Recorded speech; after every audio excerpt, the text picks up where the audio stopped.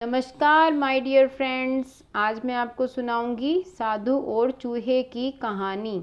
बहुत समय पहले की बात है। एक गांव में एक साधु मंदिर में रहता था। उनकी दिनचर्या रोज़ाना प्रभु की भक्ति कराना और आने जाने वाले लोगों को धर्म का उपदेश देना थी। गांव वाले भी जब भी मंदिर जाते तो साधु को कुछ ना कुछ दान में दे जाते थे। इसलिए साधु को भोजन और वस्त्र की कोई कमी नहीं थी।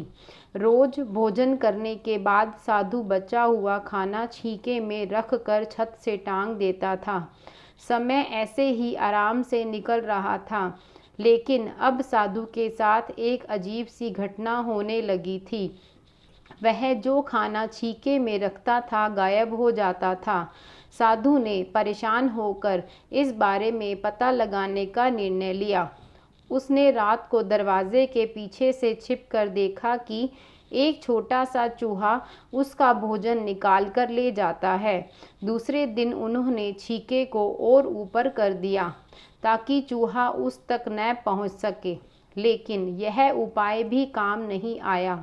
उन्होंने देखा कि चूहा और ऊंची छलांग लगाकर छीके पर चढ़ जाता और भोजन निकाल लेता था। अब साधु चूहे से परेशान रहने लगा था। एक दिन उस मंदिर में एक भिक्षुक आया।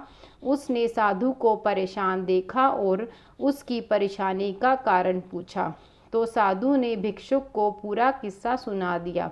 भिक्षुक ने साधु से कहा कि सबसे पहले यह पता लगाना चाहिए कि चूहे में इतना ऊंचा उछलने की शक्ति कहाँ से आती है। उसी रात भिक्षुक और साधु दोनों ने मिलकर पता लगाना चाहा कि आखिर चूहा भोजन कहाँ से लाता है। दोनों ने चुपके से चूहे का पीछा किया और देखा कि मंदिर के पीछे चूहे ने अपना बिल बनाया हुआ है। चूहे के जाने के बाद उन्होंने बिल को खोदा तो देखा कि चूहे के बिल में खाने पीने के सामान का बहुत बड़ा भंडार है। तब भिक्षुक ने कहा कि इसी वजह से ही चूहे में इतना ऊपर उछलने की शक्ति आती है।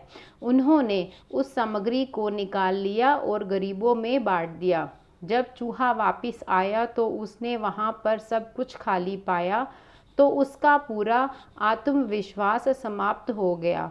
उसने सोचा कि वह फिर से खाने पीने का सामान इकट्ठा कर लेगा। यह सोचकर उसने रात को छीके के पास जाकर छलांग लगाई, लेकिन आत्मविश्वास की कमी के कारण वह नहीं पहुंच पाया और साधु ने उसे वहां से भगा दिया। तो प्यारे दोस्तों, हमें इस कहानी से क्या सीख मिलती है? इस कहानी से हमें यह शिक्षा मिलती है कि संसाधनों मीन्स रिसोर्सेज के अभाव में आत्मविश्वास मीन्स कॉन्फिडेंस की कमी हो जाती है। इसलिए जो भी रिसोर्सेज हमारे पास हैं, हमें उनका सोच समझकर इस्तेमाल करना चाहिए। Thank you friends. Please like, share and subscribe. Thanks a lot.